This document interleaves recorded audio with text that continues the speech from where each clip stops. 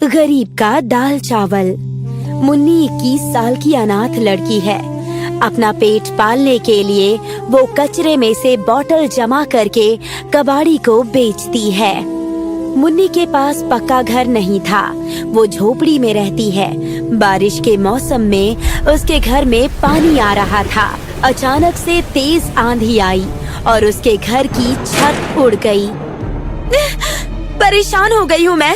क्या फायदा ऐसी जिंदगी का? भगवान, आप मुझे उठा क्यों नहीं लेते? तंग आ गई हूँ मैं। हर कोई मुन्नी को गंदी नजर से घूरता था। एक दिन मुन्नी कचरे में से बोतल ढूंढ रही थी। तभी एक आदमी मुन्नी के पास आता है। मुन्नी, अरे मुन्नी, तब से कचरे में क्या ढूंढ रही है? तुझसे मतलब? अपना काम कर तू। आए हाय, तीखी जबान। मेरे साथ मेरे घर चल, तुझे रानी बना के रखूंगा। वो आदमी गंदी नजर से मुन्नी को देखता है और फिर बातों बातों में मुन्नी का हाथ पकड़ के अपनी तरफ खींचता है। अगली बार अगर मेरा हाथ पकड़ा ना तो सबके सामने थप्पड़ मारूंगी तुझे। हरामजादे, भाग यहाँ से। बूढ़ी माँ अपने ढाबे से ये देख रही होती है। मुन्नी लड़की होके भी बिना डरे उस आदमी को थप्पड़ मार देती है। मुन्नी की हिम्मत देखकर बूढ़ी माँ उसके पास आती है। वाह बेटी, तुझ में तो बहुत हिम्मत है। अब वो आदमी अपनी पत्नी का भी हाथ पकड़ने से पहले सोचेगा। ऐसे लोगों के साथ ऐसा ही होना चाहिए माँ जी। कल पता नहीं क्या करेगा।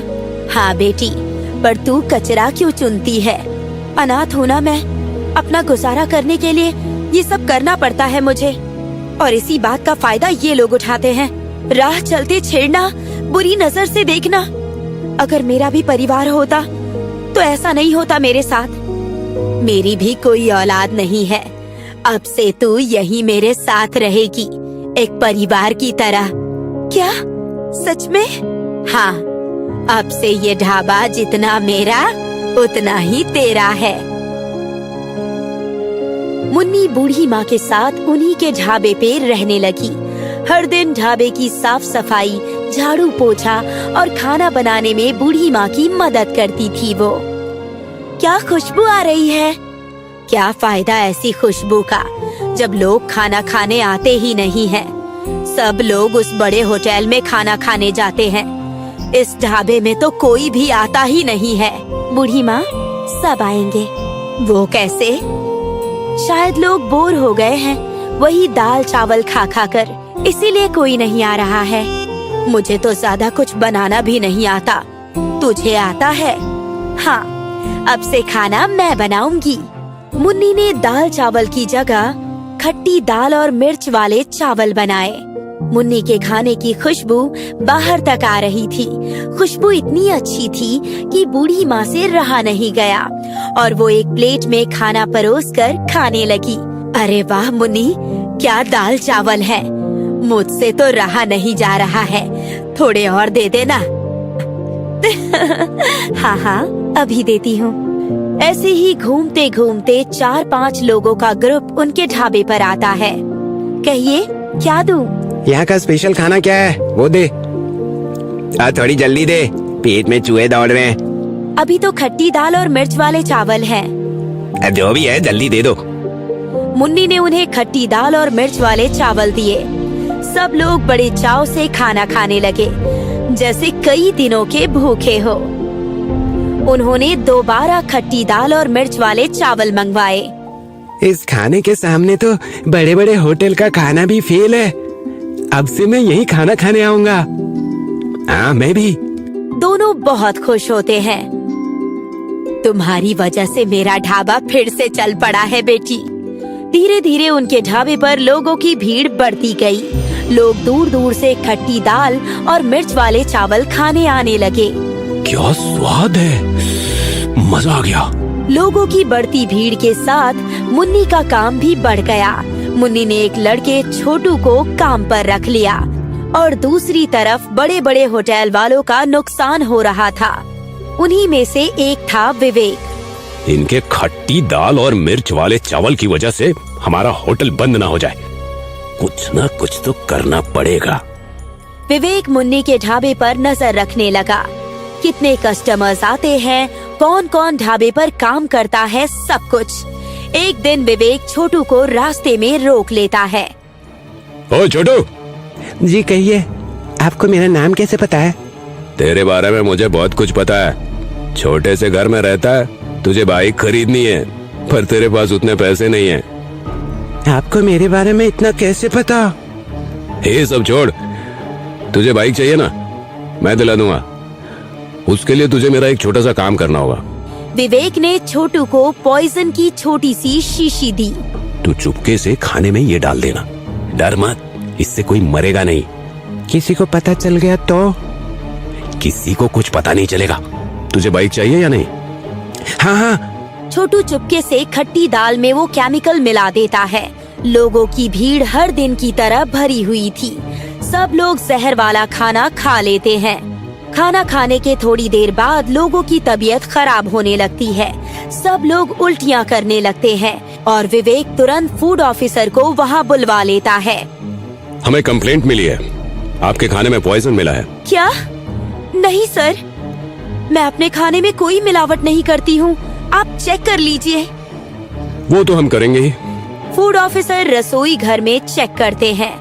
उन्हें पॉइजन की शीशी मिलती है और खट्टी दाल के ऊपर साफ साफ पॉइजन दिख रहा होता है। ये शीशी किसकी है मुझे नहीं पता, और किसने ये दाल में मिलाई मैं ये भी नहीं जानती हूँ। जहर मिलाती है। अब तुझे जेल में पता चलेगा कि लोगों की जान के साथ खेलने का नतीजा क्या होता है। मुन्नी ऑफिसर को समझाने की कोशिश करती है, पर कोई भी मुन्नी की बात नहीं मानता है और मुन्नी को जेल हो जाती है। विवेक बहुत खुश होता है। लोग पहले की तरह उसके होटल में आने लगते हैं। बहुत अच्छा लग रहा है, इतने दिनों बाद फिर से इतने लोगों की भीड़ देख के। अब भगवान जाने अब मुन्नी की क्या हालत होगी। विवेक छोटू को एक महंगी बाइक दिला देता है। अब से ना तू मुझे जानता है ना मैं तुझे। हाँ। 6 महीने बाद जैसे तैसे बूढ़ी माँ मुन्नी की जमानत करवाती है। अब फिर से मुझे अपना ढाबा चालू करना होगा। पहले ये पता लगाना होगा कि पॉइजन की शीशी आई कहाँ से थी। मुन्नी ढाबे पर पहुँचती है। ढाबे की हालत बहुत खराब थी। तभी मुन्नी छोटू को देखती है, एक महंगी बाइक पर सवार। मुन्नी को छोटू पर शक हो जाता है। मुन्नी छोटू के घर जाती है। छोटू कहाँ है? अरे मुन्नी जी, आइए आइए, बैठिए ना, छोटू अभी आता ही होगा। आपने गांव की जमीन क्यों बेची? मुन्नी, हमारी गांव में कोई जमीन ही नहीं है बेटा। क्या? तभी छोटू आया और मुन्नी को देखकर डर गया। छोटू का डरा चेहरा देखकर मुन्नी समझ जाती है कि हो ना हो ये सब छोटू का ही किया धरा होगा। छोटू आजा, बैठ। तुझे पता है, मैं जेल में 6 महीने थी। पुलिस ने ज्यादा कुछ नहीं किया क्योंकि मैं लड़की हूँ ना। पर अगर मान ले कि अगर तू मेरी जगह होता तो तेरी चटनी बना देते वो लोग। मुझे क्यों मार रहे हो? सारा प्लान तो उसका था। छोटू पुलिस के डर से विवेक के बारे में सब कुछ बता देता है। छोटू की माँ कहती है, बाइक के लालच में तूने कितनों की जिंदगी के साथ खेला है। अरे अगर कोई मर जाता या फिर वो खाना हम खा लेते तो? मुन्नी के बारे में सोच, उसकी क्या हालत हुई होगी जेल में। मुझे माफ कर दो मुन्नी दीदी, तभी मुझे कुछ समझ में नहीं आया। ठीक है, पर छोटू अब तुझे मेरा एक काम करना होगा। जो तूने विवेक के कहने पर किया ना, वो सब तुझे फूड ऑफिसर को बताना होगा। छोटू ने फूड ऑफिसर के सामने सब कुछ साफ साफ बोल दिया। फूड ऑफिसर विवेक को सबके सामने गिरफ्तार करते हैं। मुन्नी, मैं तुझे छोड़ूंगा नहीं। पहले जेल से तो आजा। मुन्नी फिर से अपना ढाबा शुरू करती है। खट्टी दाल और मिर्च वाले चावल। कुछ लोग ही खाना खाने आते हैं, पर वक्त के साथ मुन्नी का ढाबा फिर से चलने लगता है। मुन्नी की हिम्मत ने उसका साथ आखिर तक दिया। गरीब का बैगन भरता। एक छोटे से गांव में एक छोटा सा परिवार था। कृष्णा इस परिवार का नायक था। कृष्णा और उसकी पत्नी गीता दोनों मिलकर खेती किया करते थे और उसके दोनों बच्चे मीरा और गोपी स्कूल में पढ़ते थे। गोपी अपाहिज था, बैसाखी के सहारे चलता था। माँ, हम आ गए स्कूल से।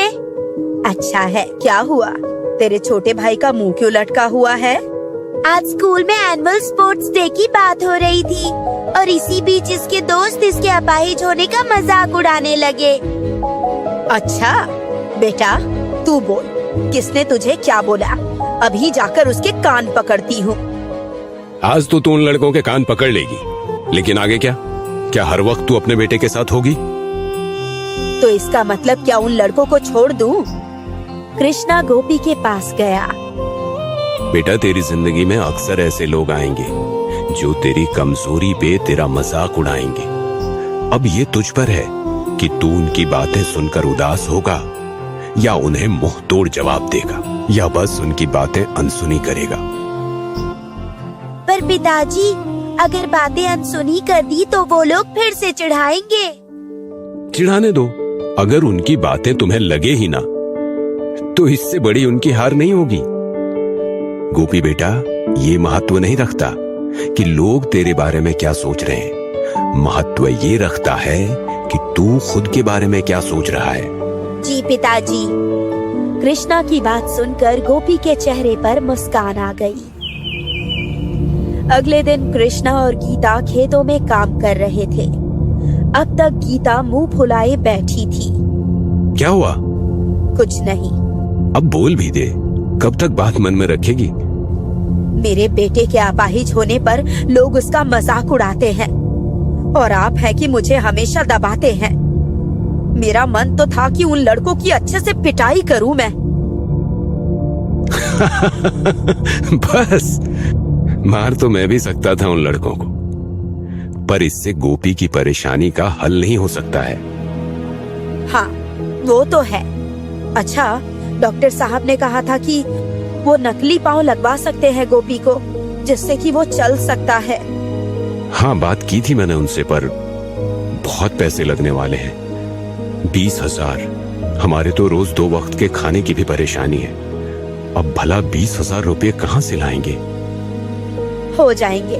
मुझे उम्मीद है कि 20,000 रुपए जरूर हो जाएंगे। हाँ, इस बार बैंगन की फसल बोई है। अगर फसल अच्छी निकली तो कुछ पैसे तो जरूर जमा हो जाएंगे। हाँ हाँ, बहुत अच्छी फसल होगी। गीता और कृष्णा खेतों में बहुत मेहनत करते हैं। वो चाहते हैं कि उनकी फसल बहुत अच्छी उगे, जिससे उनकी सारी परेशानियां खत्म हो जाए। लगभग 2 महीनों की कड़ी मेहनत के बाद आज उनके खेत लहलहा रहे थे।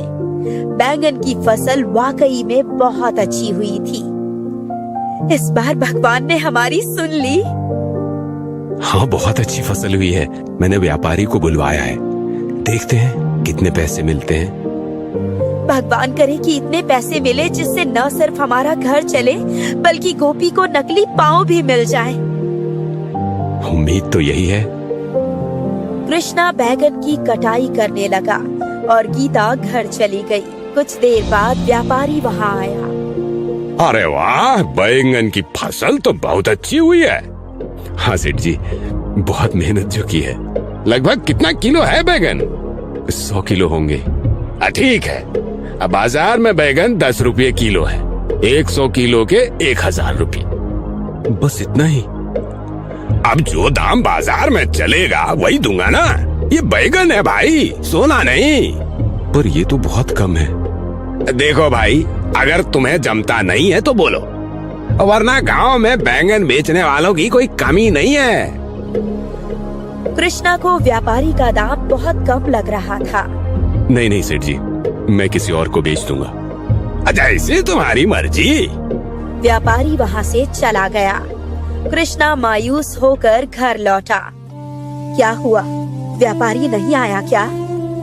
आया था, पर कह रहा था बैंगन बस 10 रुपये किलो का दाम देगा। क्या? पर शहर के बाजार में तो बैंगन 40 रुपए किलो बिक रहे हैं। हाँ, पर ये व्यापारी बहुत कंजूस है। गरीब किसानों का खून चूसता रहता है। गांव के कई किसान इसे इसी दाम पे बैगन देते हैं, इसीलिए वो खून चूस रहा है। तो अब हम क्या करेंगे? पिताजी, आप बैंगन खुद शहर क्यों नहीं ले जाते? बेटा, उसके लिए भी पैसे लगेंगे। हमारे पास टेम्पो के भी पैसे नहीं हैं। तो अब क्या करोगे? कोई और व्यापारी है? नहीं है। तो क्या फायदा हुआ इतने सारे बैगन उगाकर? कुछ नहीं। पूरा परिवार मायूस हो गया। पर तभी गोपी बोल पड़ा, पिताजी, अगर हम ये बैंगन कुछ दिन और रखें तो खराब हो जाएंगे। उससे अच्छा है कि हम इन बैगनों का भरता बनाकर पूरे गांव को खिलाए। यहाँ खुद के खाने की समस्या है और तुम्हें गांव को दावत देनी है। वैसे गोपी ठीक तो कह रहा है। और गीता, तू बैगन का भरता कितना स्वादिष्ट बनाती है ना। हाँ माँ, कल बनाओ ना पूरे गांव के लिए। तुम सब पागल हो गए हो क्या? यह समस्या क्या है और तुम सब क्या बोल रहे हो? कभी कभार समस्या को भूलकर ही समस्या का समाधान होता है।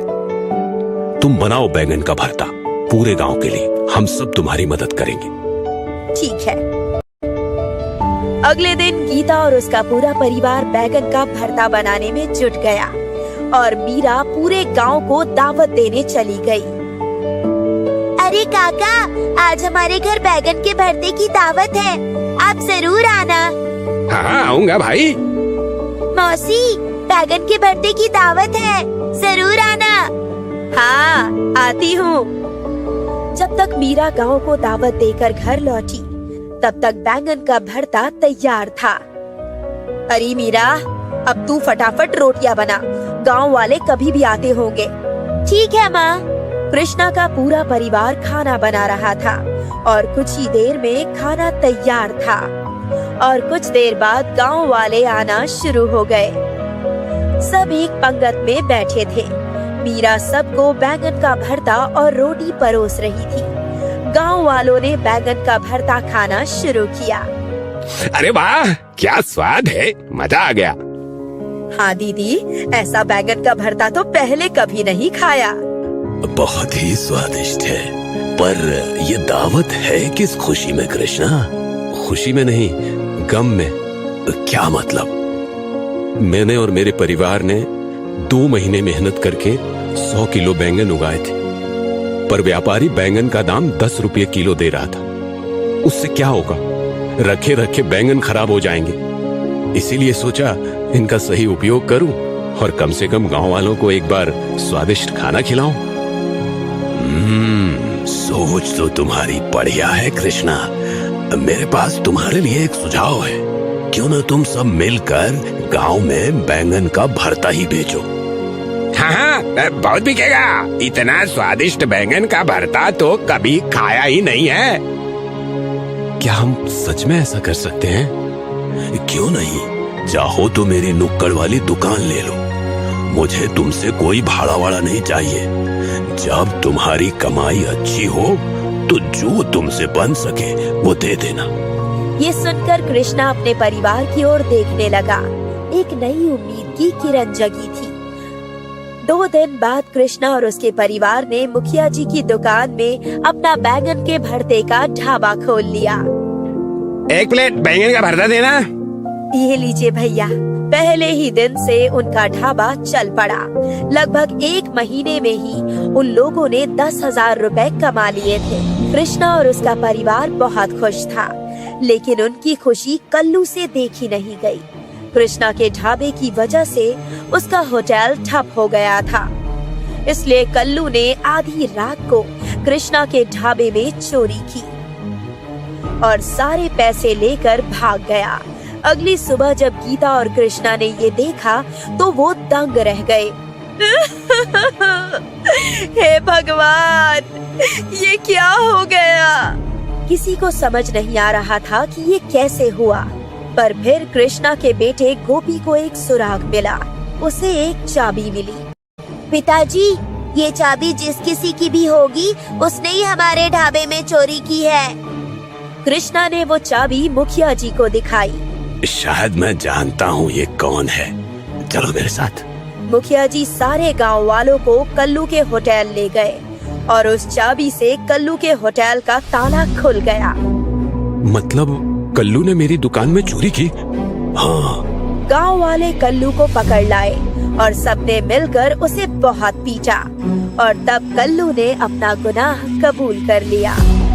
मेरा होटल बंद होने पे आ गया था, इसीलिए मैंने ऐसा किया। तुझे तो पुलिस के हवाले कर देना चाहिए। नहीं नहीं, ऐसा मत कीजिए, मैं सारे पैसे वापस दे दूंगा। ठीक है, इस बार तो तुझे छोड़ रहे हैं। अगली बार इस गांव में दिखा तो तू हवालात में होगा। पैसे वापस मिल गए और कल्लू का होटल बंद हो गया और अब कृष्णा के ढाबे पर ज्यादा ग्राहक आने लगे। 4 महीने बाद ही कृष्णा ने 20,000 रुपए इकट्ठा कर लिए और अपने बेटे गोपी को नकली पाँव भी लगवा दिया। अब गोपी बिना बैसाखी के चल सकता था। अब क्यों रो रही है? ये तो खुशी के आंसू है जी। डगमगाते ही सही, पर अब कृष्णा के परिवार की गाड़ी पटरी पर आ रही थी। उम्मीद है कि अब उनके साथ सिर्फ अच्छा ही होगा।